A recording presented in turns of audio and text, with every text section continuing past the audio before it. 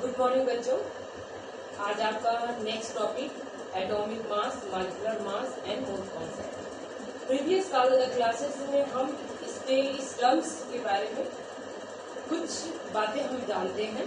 इसमें हम थोड़ा और इसकी हिस्ट्री में फोकस करेंगे कि एटॉमिक मास, मॉलिक्यूलर मास और मोल कॉन्सेप्ट, जो कि केमिस्ट्री का बहुत ही इंटरेस्टिंग टॉपिक है, या हम कह सकते हैं बेसिक टॉपिक है केमिस्ट्री के कुछ फार्मूले या उसके केमिकल रिएक्शन, उसके ऑब्जर्वेशन के लिए सबसे इम्पोर्टेंट टॉपिक है atomic mass, molecular mass and mole concept.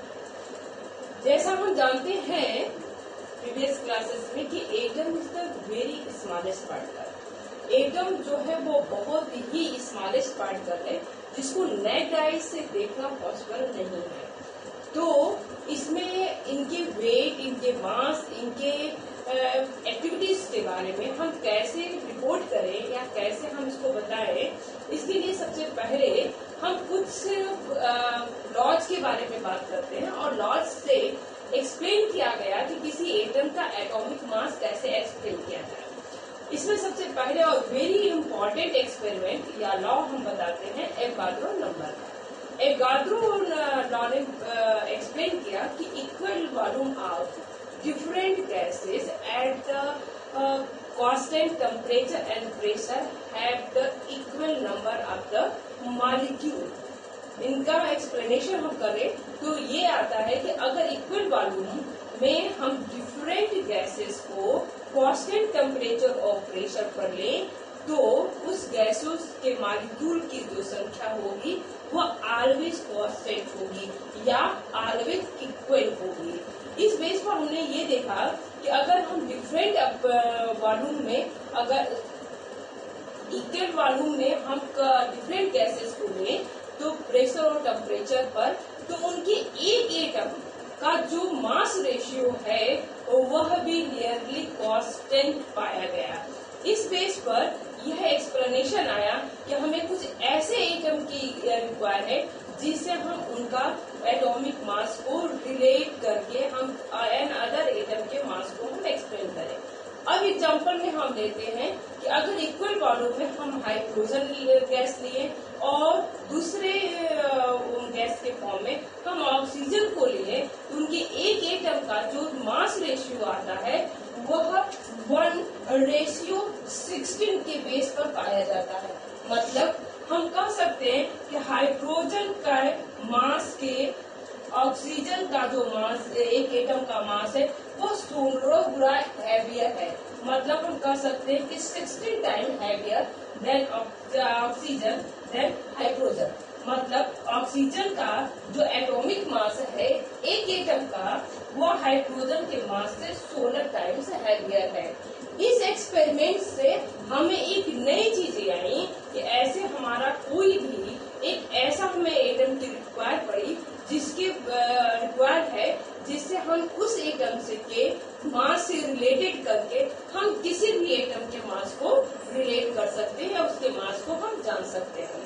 इसमें सबसे पहले हमने हाइड्रोजन लिया, ऑक्सीजन लिया, लेकिन इनके मास क्योंकि इतने स्मॉलेस्ट हैं कि और सारे एलिमेंट के जो मास आ रहे थे उससे फ्रैक्शन वैल्यू आ रही थी, जिसके वजह से इस समय के साथ इस पर चेंज किया गया। लेकिन 1961 में IUPAC ने C12 कार्बन एटम लिया जिसमें उसकी मास एग्जैक्ट 12U मानी गई और उससे कंपेयर करने के बाद हम हर एक एटम के मास को हम एटॉमिक मास के फॉर्म में लिखने लगे। अब आता है 1961 में कार्बन 12 ही क्यों लिया गया। कार्बन 12 जैसे हम जानते हैं कि each element have different isotopes. हम जैसा हमने प्रीवियस क्लासेस में पढ़ा कि कुछ ऐसे एलिमेंट हैं जिसके बहुत सारे आइसोटोप्स हैं, लेकिन कार्बन 12 जो है ये मोस्ट स्टेबल आइसोटोप्स है और लेस रिएक्टिव, मतलब मॉडरेटेड रिएक्टिव है। यह जब तक इसको रेस्ट्रिक्ट कंडीशन नहीं मिलता है तब तक ये रिएक्शन भी प्रोसीड नहीं करता है। ये दो ऐसे फैक्टर हैं कि स्टेबल आइसोटोप और मॉडरेटेड रिएक्टिव होने की वजह से हम इस एटम को ही यूनिफॉर्म में लिया गया। और 1961 में C12 का एटॉमिक मास 12U रिपोर्ट किया गया, जिससे हम इससे ही सारे एटम का रिलेट करके हमने देखा कि जितने भी आया हमने atomic mass of the element note किया वह सभी होल नंबर में गेन हुआ। इस वजह से हम carbon C12 as a unit या बेस हमने एटॉमिक मास का लिया। अब हमारा एक्सप्लेनेशन 1961 में किया गया कि atomic mass the element is the number of time an atom of that element is heavier than an atom of carbon taken C12। मतलब एटॉमिक मास वह मास है जिसे किसी एलिमेंट का कार्बन 12 से how many time of heavier, इस बात को एक्सप्लेन करने को हम एटॉमिक मास रिप्रेजेंट करते हैं। अब आता है कि एटॉमिक मास तो हमने कर लिया, लेकिन एटॉमिक मास के बाद अब आते हैं यूनिट की बात, हम उसकी बात करते हैं AMU। जैसा हम जानते हैं या हम प्रीवियस क्लासेस में भी इसमें पढ़े हैं कि AMU का मतलब एटॉमिक मास यूनिट है, जिसको मॉडिफाई करके हम U लिख सकते हैं। जैसा अभी आपको बताया गया कि 1961 में C12 का 12U मास रिपोर्ट किया गया है, उससे से ही हम A1U का हम वैल्यू ऑप्ट करते हैं कि 1U की वैल्यू क्या हो सकती है। अब आते हैं, जैसा हम जानते हैं कि 12U equal to weight of the one atom of the C12, या हम कर सकते mass of the one atom of the C12, तो 1U इक्वल टू क्या, तो 1/12 गुणे weight of the one atom of the C12। जैसा इसकी अगर हम करें 1Q, तो 1U अगर मैं देखूं 1U equal to 1/12 mass of one atom. Mass spectrometer के थ्रू हमने कार्बन C12 का मास प्रेजेंट किया 1.99 इंटू 10⁻⁻23 ग्राम। अब 1U इक्वल टू क्या आ गया, उसकी वैल्यू आई 1.66 इंटू 10⁻⁻24 ग्राम। ये रिपोर्ट किया गया। मतलब हम कह सकते हैं कि 1U या 1 atomic unit is equal to 1/12 of the mass of an atom of carbon 12 atom. अब क्वेश्चन आता है कि 1/12 mass of the an atom, इसका मतलब क्या है। जैसा आपको एक्सप्लेन किया गया कि 12U equal to mass of the one atom, तो 1 equal to 1/12 of mass of one atom of the C12। अब मास हम अगर वैल्यू रिपोर्ट करते हैं तो 1U की वैल्यू 1.66 इंटू 10⁻⁻24 ग्राम रिपोर्ट किया गया। अब इसको हम एक्सप्लेन करते हैं कि अगर किसी भी एटॉमिक मास या हम मास को U में मॉडिफाई करते हैं, इसका मतलब है कि 1U का मतलब है कि experimental value of the atom mass divided by 1.66 into 10⁻⁻24 ग्राम। अब जो वैल्यू रिपोर्ट की गई है, इसका मतलब वह 1 एटम ऑफ एलिमेंट का हमें मास पता है, इसी को ही हम एटॉमिक मास कहते हैं। अब एटॉमिक मास के बाद हमारा नेक्स्ट टॉपिक आता है एवरेज एटॉमिक मास।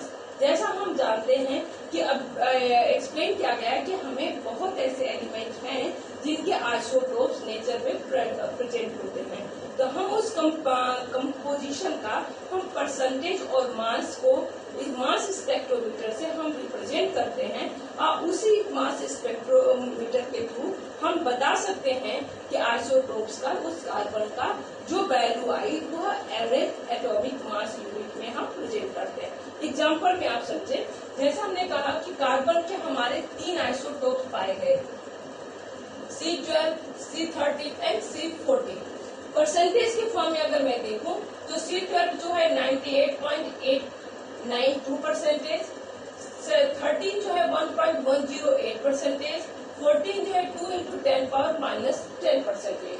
इसके अकॉर्डिंग मास का रिपोर्टिंग है कि C12 12 पाया गया, जबकि C13 13.00335 और C14 14.0317। इस फॉर्म में उसके मास को हम मास स्पेक्ट्रोमीटर के थ्रू नोन किया।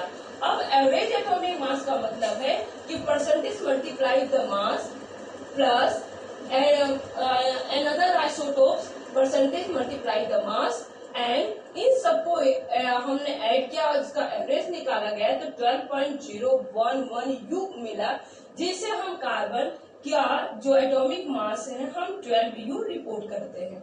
तो जब आइसोटोप्स के presence of the organic substance के आइसोटोप्स का हम एवरेज निकाल के उसके एटॉमिक मास को रिप्रेजेंट करते हैं, तो ऐसे मास को हम एवरेज एटॉमिक मास करते हैं। दूसरा चीज आता है मॉलिक्यूलर मास। शब्द से ही लगता है molecular mass in a substance mass of the compound of one molecule. वो एक मॉलिक्यूल के मास में जितने नंबर ऑफ एटम या कॉन्स्टिट्यूएंट है रिप्रेजेंट है उनके सम ऑफ एटॉमिक मास को ही मॉलिक्यूलर मास कर सकते हैं। या इनडायरेक्टली अगर हम दूसरे शब्दों में कहें तो molecular mass of the heavier time of the heavier carbon C12 से कितने हैवियर है उनके मॉलिक्यूलर मास, हम उससे भी कंपेयर कर सकते हैं। फॉर एग्जाम्पल किसी भी कंपाउंड का मॉलिक्यूलर मास निकालने के लिए हमको करना क्या होता है, हम इस पर थोड़ा फोकस करेंगे। इसमें फॉर एग्जाम्पल सबसे सिंपलेस्ट एग्जाम्पल है C4 की बात करें। कार्बन अभी आपने कहा कि हमारा 12U अभी एटॉमिक मास हमने गेन किया और इसमें कॉन्स्टिट्यूएंट नंबर ऑफ हाइड्रोजन 4 है, तो 4 into 1। अब हमने इसका सम किया तो 12 plus 4 इक्वल टू 16U। मतलब हम इसकी बात अगर करें तो हम मीथेन का मॉलिक्यूलर मास 16U हम रिपोर्ट करते हैं। ऐसे हम हाइड्रोजन की बात वाटर मॉलिक्यूल की बात करते हैं, मतलब मॉलिक्यूल फॉर्म में molecule of the compound, molecular of the element की अगर बात करें तो हम उसको मॉलिक्यूलर मास करते हैं। और एटम की अगर रिप्रेजेंटेशन करते हैं तो हम उसको एटॉमिक मास करते हैं। और अब इसके बाद आता है कि हम ऐसे मॉलिक्यूलर मास के बाद हमारे आता है फार्मूला मास की बात भी हम करते हैं। फार्मूला मास जैसा भी आपने कहा कि हम दो एग्जांपल लें, जैसे C6H12O6 लेते हैं और दूसरा एग्जांपल NaCl ले। जैसा हम जानते हैं कि यह एक ऑर्गेनिक कंपाउंड है जो कि ये शेयरिंग से बंधा हुआ है, या इनका स्ट्रक्चर जो है वो एक दूसरे से केमिकल बॉन्ड से बंधा हुआ है। जबकि NaCl की बात अगर हम करें तो ये 3 डायमेंशनल स्ट्रक्चर ऑप्ट करता है और इनके Na positive and the Cl जो होगा वो कम्पैक्ट पैकिंग करता है। मतलब हम कह सकते हैं कि सोडियम को कम्पैक्ट करने के लिए सराउंडिंग क्लोराइड का 6 एटम रिप्रेजेंट करता है। मतलब विदाउट एक भी ऐसा नहीं है कि हम आयन एक सोडियम आयन प्रेजेंट हो क्लोराइड ना प्रेजेंट हो, ऐसा इसमें पॉसिबल नहीं है। मतलब इसकी जो एंटिटी है वह ऑलवेज कम्पैक्ट या साथ में रिप्रेजेंट होते हैं, जिसे हम इसके मॉलिक्यूलर फार्मूला न निकाल के हम इसका ये फार्मूला मास निकालते हैं।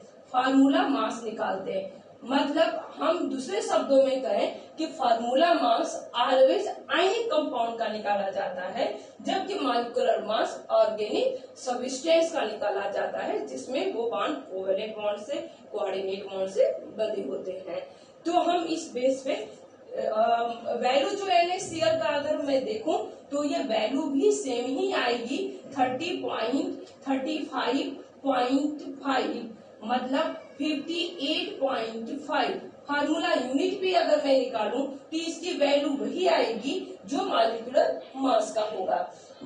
बस डिफरेंस क्या है कि formula mass only represent of the entity present of the compound. मतलब हम जब कंपाउंड सोडियम आयन या आयन और एनायन में प्रेजेंट होते हैं तभी हम फार्मूला मास को रिपोर्ट करते हैं, और मॉलिक्यूलर मास हम सबका करते हैं। इसमें मेथड में कोई चेंजिंग नहीं है, only change of the formula mass और मॉलिक्यूलर मास में कि फार्मूला मास आयनिक कंपाउंड का रिप्रेजेंट करते हैं।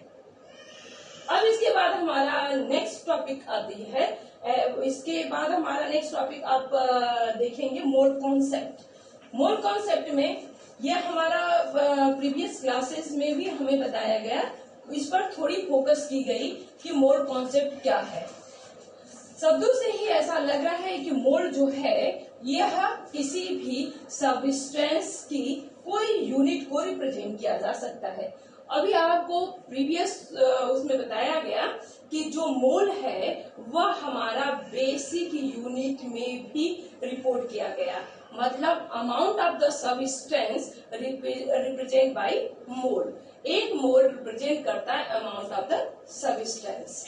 अब आते हैं हम मोल की बात करते हैं। मोल अगर हम करें तो मोल का हम लैटिन शब्द करें तो हम पाइल शब्द यूज करते हैं। पाइल का मतलब क्या है कि जो एटम की पाइल रिप्रेजेंट करता है उसको हम वन मोल कहते हैं। अगर हम ऑर्डरली एग्जांपल लें तो हम दर्जन से लेते हैं, जिसका मतलब होता है 12 आइटम। मतलब 1 दर्जन मीन्स होता है 12 आइटम, और 12 आइटम रिप्रेजेंट करना है। इस पर ये कहीं से ये मैटर नहीं करता है कि वो आइटम क्या है। इसी प्रकार मोल हमें रिप्रेजेंट करता है कि कितने नंबर ऑफ एटम कंपैक्ट होता है जिसे एक मोल बनता है। इस पर डिपेंड ये नहीं करता कि वह हमारा मैटर किसका है, मतलब गैस का है, सॉलिड का है, या आयन का है, या हमारा केटायन और एनायन का है। सेम लाइक वैसे ही हम मोल की बात करते हैं। अब आता है मोल का कॉन्सेप्ट कैसे हम एक्सप्लेन करते हैं। वी नो दैट, जैसा हम जानते हैं कि 1 mole equal to 6.222 into 10 power 23 particles. ये हमें प्रीवियस क्लास में बताया गया है। अब आता है कि ये वैल्यू आई कहाँ से और हम कैसे इसकी बात हम करते हैं। जैसा भी आपको बताया गया कि एवोगाद्रो ने ये बताया कि अगर equal volume of the different gases at the constant temperature and the pressure have the equal number of molecule, मतलब हम अगर इक्वल वॉल्यूम लें तो उस डिफरेंट गैसेस के जो मॉलिक्यूल हैं उनकी संख्या भी सेम होगी। तो अब आते हैं कि इसकी संख्या कैसे सेम होती है, हम उसकी बात करते हैं। जैसे अभी हमने कहा कि 1 mole of carbon 12 equal to 12 gram. ये अभी अब बताया गया कि अगर 1 मोल कार्बन 12 का अगर मैं ग्राम में वैल्यू देखूं तो 12 ग्राम है। तो 1 एटम की अगर बात करूं, 1 एटम ऑफ C12 का ग्राम में क्या वैल्यू आती है, तो मास स्पेक्ट्रो से रिपोर्ट किया गया बेटा 1.99 इंटू 10 पावर -23 ग्राम। अब आता है कि 1 मोल में कितने नंबर ऑफ एटम रिप्रेजेंट हैं, तो 1 mole equal to 12 divided by 1.99 into 10 power -23। अब इसकी अगर हम एक्सप्लेनेशन करें तो हमारा वैल्यू आती 6.022 इंटू 10 पावर 23, ये वैल्यू आई। अब इसे हमने ये निकाला कि 1 मोल कंटेन 1 एवोगाद्रो नंबर एटम या पार्टिकल, ये इतने एटम होंगे 1 मोल में इतने एटम, या हम कह सकते हैं एटम हटा के पार्टिकल्स पे। पार्टिकल का सेंस है कि वह मॉलिक्यूल फॉर्म में है तो इतने ही मॉलिक्यूल होंगे, आयन फॉर्म में है तो आयन इतने होंगे। यह रिप्रेजेंट करता है एक मोल कॉन्सेप्ट को। अब आता है कि हम इन जनरल कैसे समझ पाए कि 1 मोल और ग्राम में क्या रिप्रेजेंटेशन है। तो हम देखते हैं कि जब भी कोई एटॉमिक मास या कोई भी कैलकुलेशन दिया जाता है तो हमें 2 चीजें उसके एटॉमिक मास के पास रिप्रेजेंट किया जाता है, G एंड U। G का मतलब है कि वो 1 मोल का सब्सटेंस की वैल्यू है, जबकि U का मतलब होता है mass of 1 atom of atom की बात करते हैं। अब एग्जांपल में हम ऐसे ले सकते हैं, जैसे अगर हमने 4U हीलियम ले लिया और 4 ग्राम हीलियम ले लिया, दोनों की मीनिंग क्या आप बता पाते हैं? तो 4U हीलियम का मतलब 1 atom of helium present, 1 atom of helium present, जबकि 4 ग्राम हीलियम का मतलब है Na एवोगाद्रो नंबर है, Na atom of helium present. हम इसकी बात करते हैं, मतलब ये ग्राम जो हमारा है, इसी वजह से 1U का हम यूनिट निकालते हैं तो ग्राम पर मोल निकालते हैं, मतलब 1 मोल में कितने नंबर ऑफ एटम प्रेजेंट हैं, हम इसकी बात करते हैं। तो U और ग्राम में ये डिफरेंस है जिसको हमें कैलकुलेशन में याद रखना पड़ेगा।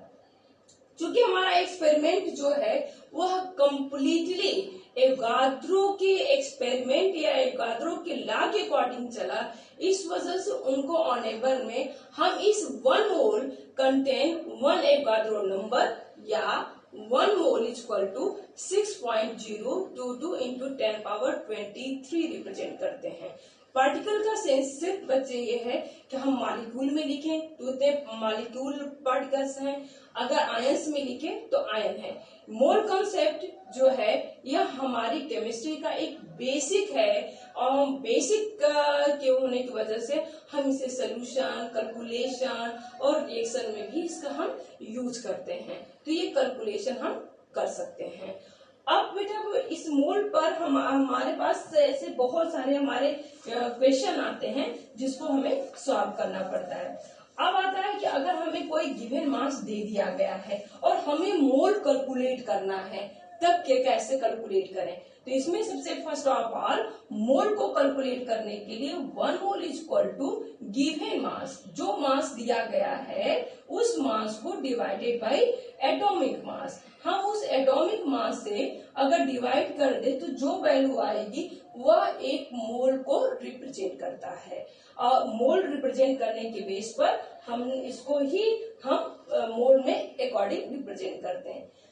अब आता है molar mass, it's a very important topic. Molar mass and molar volume की बात करते हैं। अभी आपने कहा कि एवोगाद्रो ने अपने हाइपोथेसिस या लॉ में ये बताया कि इक्वल वॉल्यूम और इक्वल मास की बात हमने एक्सप्लेन किया। जैसे उन्होंने कहा कि equal volume of the different gases have the constant temperature and pressure की बात किया गया है, तो उसके अकॉर्डिंग ही हम मोलर मास और मोलर वॉल्यूम की बात करते हैं। मोलर मास का मतलब रहता है कि 1 mole of the compound, mass of 1 mole of the compound is called the molar mass. जब हम किसी भी कंपाउंड के मॉलिक्यूलर का अगर 1 मोल का कैलकुलेट करते हैं तो हम उसको बोलते हैं मोलर मास। मतलब अगर जैसे आप इनडायरेक्टली समझें तो मॉलिक्यूलर मास अगर 1 मोल का निकाला गया है तो हम उसको मोलर मास रिप्रेजेंट करते हैं, और मोलर मास जो है वो ग्राम में रिपोर्ट किया जाता है, ग्राम पर मोल। अब आता है वॉल्यूम की बात करते हैं। मोलर वॉल्यूम की बात अगर करें तो मोलर मतलब 1 मोल, वॉल्यूम मतलब 1 मोल, वॉल्यूम का मतलब 1 molar of the substance content, volume जो कंटेन करता है उसको हम वॉल्यूम करते हैं।